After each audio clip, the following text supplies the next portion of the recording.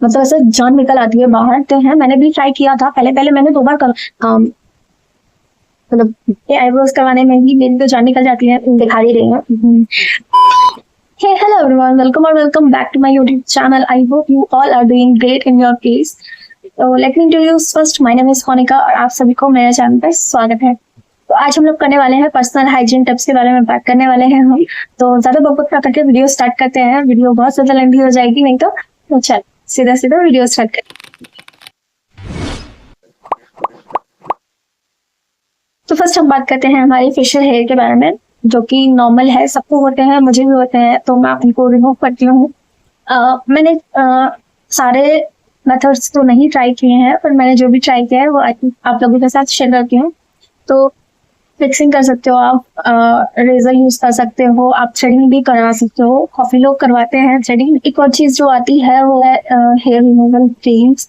तो मैंने उन सारी चीजों को यूज नहीं किया बिल्कुल भी, क्योंकि मैं नहीं यूज करती हूँ हेयर रिमूवल क्रीम्स और पाउडर्स, क्योंकि मुझे लगता है कि उनमें ज्यादातर केमिकल्स होते हैं और इतना केमिकल अपने फेस पे और बॉडी पे यूज करना इट्स नॉट सेफ। मैं रेकमेंड करूंगी ना ही करो क्रीम्स वगैरह यूज करना। आप चाहो तो कर सकते हो, इट्स योर चॉइस, बट मुझे नहीं पसंद आता, बिल्कुल भी नहीं। मैंने आज तक यूज नहीं किया और मुझे नहीं लगता कि वो यूज करना सेफ है, क्योंकि उसमें बहुत ज्यादा केमिकल्स होते हैं। भी करवा सकते हो, काफी लोग करवाते हैं थ्रेडिंग। ये आईब्रोज करवाने में ही मेरी तो जान निकल जाती है, तो मैं फेस पे तो बिल्कुल भी नहीं करा सकती हूँ थ्रेडिंग। एंड काफी लोग बोलते हैं कि अपर लिप्स करवा लो आईब्रो थ्रेड से, तो मेरे से तो बिल्कुल भी पेन बर्दाश्त नहीं होता है। मुझसे तो नहीं होता है बिल्कुल भी थ्रेड से अपने अपर लिप्स करवाना या फिर फेशियल हेयर रिमूव करवाना। मैंने इनफेक्ट काफी लोगों को देखा है कि पार्लर में बैठे बैठे वो लोग अपने फेस के हेयर तक रिमूव करवाते हैं विथ थ्रेड। मेरे से तो बिल्कुल भी नहीं है, पॉसिबल ही नहीं है मैं ये सब चीजें करवा सकूं अपने फेस पे, बिल्कुल भी नहीं। और वैक्सिंग की बात करें तो वैक्सिंग सब लोग ही कराते हैं। मैंने भी ट्राई किया था, पहले पहले मैंने 2 बार करवाया है, पर मुझे लगता है कि बहुत ज्यादा पेनफुल है। और अगर आप पेन इतना नहीं सह सकते हो तो आप लोग शेविंग कर सकते हो। मैं पहले पहले करती थी, वैक्सिंग ही करती थी, पर मैंने मुझसे उतना पेन टॉलरेट नहीं होता तो मैं नहीं करती। अब मैं स्विच कर चुकी हूँ पूरा शेविंग पे। मैं सिर्फ और सिर्फ अपनी आईब्रोज बनवाने के लिए ही पार्लर जाती हूँ और कुछ भी नहीं करवाती मैं पार्लर जाके अपने फेस पे। तो बस मैं शेविंग ही करती हूँ। अगर आप शेविंग स्टार्ट कर रहे हो, तो अगर करना चाहते हो शेविंग, तो आपको वीक में एक बार करना ही पड़ेगा, क्योंकि उससे क्या है कि आपके फेस पे हेयर जो है वो जल्दी आ जाते हैं। थिकर मैं नहीं बोलूंगी थिक आते हैं, पर थिक तो नहीं आते हैं, पर हाँ आपकी हेयर ग्रोथ जल्दी आ जाती है। क्योंकि मैंने ये नोटिस किया है, आप अगर वैक्सिंग करवा रहे हो, आप अगर थ्रेड से करवा रहे हो, तो उससे कंपेयर अगर करें हम, तो शेविंग में जल्दी हेयर ग्रोथ आ जाती है, क्योंकि आपकी जो ऊपर की लेयर से हेयर निकल रहे हैं आपके रूट से नहीं जा रहे, जिससे कि आपके वैक्सिंग में जो होता है कि आपके रूट से निकल जाते हैं, तो आपको पेन होता है जिस वजह से, और वो आने में थोड़ा सा टाइम लेते हैं। आप अगर शेविंग कर रहे हो तो वो रूट से नहीं जा रहे हैं, तो वो जल्दी आ जाते हैं उसके कंपेयर में। तो हाँ, आप अगर पेन नहीं सह सकते हो तो प्लीज आप कर सकते हो, शेविंग कर सकते हो, बहुत सेफ है। और आपको उसमें भी कुछ चीजें ध्यान रखनी होंगी। आपकी बॉडी का रेजर और फेशियल रेजर अलग अलग होते हैं, उन दोनों का बहुत ज्यादा ध्यान रखना पड़ेगा आपको, क्योंकि आप नहीं कर सकते हो कि हाथों पैरों में जिस रेजर से आप शेव कर रहे हो उसी से आप अपने फेशियल पे भी लगे पड़े हो। बिल्कुल भी नहीं करना है ऐसी चीजें, क्योंकि उससे आपको कट्स लग सकते हैं और वहां पे आपको इन्फेक्शन हो सकता है। तो इन सारी चीजों का आपको ध्यान रखना पड़ेगा कि फेशियल रेजर आप यूज करो तो फेस के लिए ही करो और 1 टाइम ही यूज करो। नेक्स्ट हम बात कर रहे हैं अपने हेयर्स की। आप अगर बाहर निकल रहे हो तो आपके आंखों के सामने तो आ ही जाते हैं कि उनके हेयर बहुत ज्यादा ग्रीसी हो रखे हैं, मतलब उनके सर पे बिल्डअप हो रखा है, वो लोग ऐसे खुजा रहे हैं और उनके नाखूनों में ऐसे बिल्डअप आ जाता है। हेयर लॉस के चांसेस आपको बढ़ जाएंगे, आपके हेयर फॉल होना स्टार्ट हो जाएगा बहुत गंदा वाला। तो please wash your hair on time.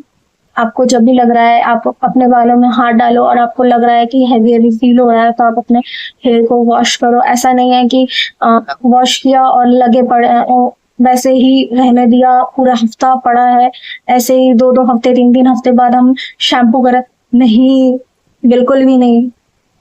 Wash your hair on time.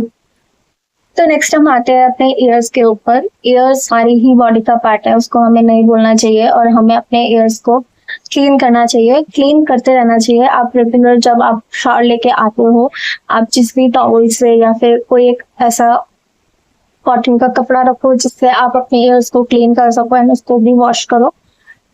तो आप ऐसे कॉटन का कपड़ा ले लो एंड आपको अपने ईयर्स के पीछे ऐसे करके साफ करना है एंड आपके ये जो एरिया है, अंदर का एरिया जो जितना भी आपका फिंगर कवर कर सकता है उतना आप क्लीन करो, क्योंकि ईयर वैक्स अगर बाहर तक दिखती है तो वो बहुत गंदा दिखता है। एंड अब मैंने अगर एक बार देख लिया कि किसी के ईयर्स में ईयर वैक्स दिख रही है तो मैं उस चीज को बस बार बार मेरी नजर बस ऐसे ही जाती रहती है, मैं कुछ नहीं कर सकती इसमें। और अगर आप ऐसे ही छोड़ दोगे तो काफी टाइम उससे इन्फेक्शन हो जाता है और काफी लोगों को मैंने देखा है कि कानों में प्रॉब्लम भी हो जाती है। तो नेक्स्ट हम आते हैं ओरल हाइजीन के ऊपर। तो आप आप दिन में 2 बार ब्रश कर सकते हो। आप अपनी टंग को क्लीन करो जब भी आप ब्रश कर रहे हो। आप या तो ब्रश के पीछे वो जो टेक्सचर सा आता है उससे भी कर सकते हो, या फिर आप अपने घर में एक खरीद सकते हो, 10-15 रुपए का ही आता है, ज्यादा का तो नहीं आता है। तो आप एक टंग क्लीनर ले सकते हो, या फिर आजकल तो ऑनलाइन का जमाना है, आप कहीं से भी ले सकते हो। टंग क्लीनर ले लो और जब भी आप ब्रश कर रहे हो, आपने देखा होगा कि हम जब भी कुछ खाते हैं तो हमारी जीभ के ऊपर एक वाइट सी लेयर जम जाती है, तो उसे वही बैक्टीरिया बिल्डअप करता है और जैसे मुंह से बैड ब्रेथ आती है तो उसके लिए आपको टंग क्लीनर यूज करना जरूरी हो जाता है। नहीं तो आप जितना भी ब्रश कर लो, 1 घंटे बाद आप 1 घंटे या 2 घंटे बाद आपके मुंह से वही बैड ब्रेथ आने स्टार्ट हो जाती है, तो वो अनकंफर्टेबल खुद को भी फील होता है, हमें भी पता चलता है कि हमारे मुंह से गंदी बदबू आ रही है, या फिर किसी और के मुंह से अगर गंदी बदबू आ रही है तो हमें अनकंफर्टेबल फील होता है, सामने वालों को भी अनकंफर्टेबल फील होता है। तो आप अपने टंग को क्लीन करो, टंग को टंग क्लीनर से क्लीन कर लो या तो ब्रश से भी आप क्लीन कर ही सकते हो। और नेक्स्ट हम बात कर लेते हैं अंडर आर्म्स की। भी करा सकते हो आप, शेविंग भी करा सकते हो, पर क्लीन करो उस जगह को नीट करके, क्लीन करके उस पर मॉइस्चराइजर अप्लाई करो। अदरवाइज आप रोल ऑन्स भी यूज कर सकते हो, परफ्यूम लगाओ, अपने आप को स्मेल फ्री करो। एंड काफी टाइम ऐसा होता है कि अगर आपने दिल्ली मेट्रो में ट्रैवल किया हो वो ऐसे मतलब ऐसे पकड़ के खड़े रहते हैं, वो जो पकड़ने वाला होता है उस पे वो लोग पकड़ के खड़े होते हैं और इसकी गंदी स्मेल आती है उसमें से। क्योंकि मैं बोलूंगी कि मैं एक छोटी हाइट की लड़की हूँ, मतलब बहुत ज्यादा शॉर्ट हाइटेड गर्ल हूँ मैं, और वो जो लोग ऐसे हाथ ऊंचा करके खड़े हो जाते हैं और उनके आर्मपिट्स में तो बहुत ज्यादा स्मेल आती है ना, मतलब ऐसे जान निकल आती है बाहर कि यार इस जगह लो, उस जगह को क्लीन करो, रोल ऑन स्वीप करो। आजकल काफी वेरिएंट्स है रोल ऑन के, आप यूज कर सकते हो जो कि 24 आवर्स 48 आवर्स आपको मतलब स्मेल फ्री रखेंगे। तो प्लीज यूज करो उन सारी चीजों को, उस एरिया को, अंडर आर्म के एरिया को प्लीज क्लीन करो एंड साफ रखो। तो नेक्स्ट हमारा आता है अंडर गारमेंट हाइजीन के बारे में। तो हो हाइजीनिक रहना, तो आप हाँ कॉटन फैब्रिक पहन सकते हो। कॉटन फैब्रिक इज बस वैसा ही लोगों को देखा है कि फैंसी से चीजें ले लेते हैं और पहनते हैं। I don't prefer it, I go for cotton fabric, क्योंकि कॉटन फैब्रिक बहुत अच्छा होता है, ब्रीथेबल भी होता है और कन्वीनियंट भी होता है बहुत ज्यादा। तो आप ले सकते हो कॉटन फैब्रिक और उसको आप चेंज करो, जो आपने यूज किया उसको आप चेंज करो रेगुलर। और जब भी आप शावर ले रहे हो उसके बाद आप चेंज कर लो, वो ज्यादा हाइजीनिक होगा, क्योंकि आप शावर लेने के बाद उन्हीं को नहीं पहन सकते दोबारा। तो आप जितनी बार भी शावर ले रहे हो उन बार आप चेंज कर सकते। तो नेक्स्ट हम बात करते हैं अपने नेल्स के बारे में। जैसे मैंने नेल्स, इस हाथ में नेल पेंट लगा रखी है, इस हाथ में नहीं लगा रखी, क्योंकि मुझे लगता है कि मैं हाथों से खाना खाती हूँ तो इस पे नेल पेंट लगाने का कोई फायदा नहीं है। फायदा क्या, मुझे नहीं पसंद इस हाथ में नेल पेंट ज्यादातर लगाना, और क्योंकि मैं ज्यादातर हाथ से ही खाना खाती हूँ तो मुझे इस हाथ पे लगाना उतना पसंद नहीं। नेल्स की बात कर लेते हैं। नेल्स को आपको हमेशा ट्रिम करके रखो, या तो आप ट्रिम कर लो, या तो अगर आपके नेल्स अगर आपके लॉन्ग है तो आप उनको क्लीन रखो। आप एक ब्रश ले सकते हो, इसके हेल्प से आप उस पर शैम्पू लगा सकते हो। शैम्पू ले लो या फिर आप टूथपेस्ट लेके अपने नेल्स को रब करो। अगर आप सोप से भी करोगे तो भी वो क्लीन हो जाएंगे, पर क्लीन करो उनको। वही मैंने देखा है कि उनके नेल्स में कुछ तो फंसा है और वो लोग उसी हाथ से खा रहे हैं और मुझे भी अप्रोच कर रहे हैं कि फिर भी खा ले। मैं नहीं देख पाती हूँ ये सारी चीजें कि तुम लोग उसी हाथ से खा रहे हो और उसी हाथ से मेरे को दे रहे हो कि तू भी खा। मैं पर्सनली जूता या फिर ये सारी चीजें मैं नहीं मानती हूँ, पर मुझे थोड़ा सा साफ सुथरा होना, मतलब थोड़ा सा साफ करके खाना खाना पसंद है। मेरे सामने अगर कोई ऐसी चीजें कर रहा है तो मैं नहीं खा पाती हूँ या फिर मैं नहीं देख पाती हूँ। अगर वो चीज अलग या फिर बाहर मेरे पीछे हो रही है तो मुझे इससे कोई फर्क नहीं पड़ता, बट मेरे सामने हो रही है और मैं उसी चीज को खा लूँ, सब नहीं होता है मुझसे। तो हाँ, मेरा ये फॉल्ट है और अपने नेल्स को क्लीन रखना चाहिए। वो आपको भी अच्छा लगता है, दूसरों को भी दिखने में अच्छा लगता है। पर्सनली इस हाथ के नेल्स लॉन्ग रखना नहीं पसंद, मैं इस हाथ के भी नहीं इतने बढ़ाती हूँ। तो कभी कभी जब जाती हूँ घूमने तो मैं एक्सटेंशन करवा लेती हूँ। मैं लॉन्ग नेल्स बहुत कम रखती हूँ क्योंकि मेरे ना पेपर थिन, आप देख सकते हो ऐसे बेंड हो जाता है। पेपर थिन नेल्स होता है ना, वैसे काइंड ऑफ नेल्स है, बहुत पतले। मैं अगर ऐसे करके तोड़ूंगी तो ये टूट ही जाएंगे, ऐसे इतने पतले हैं। तो मैं नहीं रखती हूँ, मेरे नेल्स टिकते ही नहीं है। और अगर मैं कुछ कर लूँ इन नेल्स के साथ, अगर लॉन्ग मैंने थोड़े से बढ़ा भी लिया तो अगर मैं कुछ कर लूँ तो ये टूट जाता है फटक से, तो इनमें रखने का कोई फायदा नहीं है। तो मेरे इतने ही ठीक है, मैं इतने ही रख पाती हूँ। और इससे अगर ज्यादा बढ़ जाते हैं तो वो क्रैक हो जाते हैं साइड से, और या तो वो टूट ही जाते हैं, तो पड़ने का कोई चांस ही नहीं है उनका। तो नेक्स्ट हमारा आता है शावर।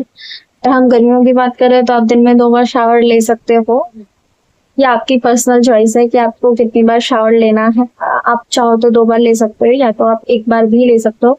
गर्मियों में 2 बार कोशिश किया करो कि 2 बार शावर ले लो, और ठंडियों में 1 बार ले लो। अगर नहीं ले पा रहे हो ठंडियों में तो आप अंडरगारमेंट्स को चेंज करो, आप अपने प्राइवेट पार्ट्स को क्लीन करो।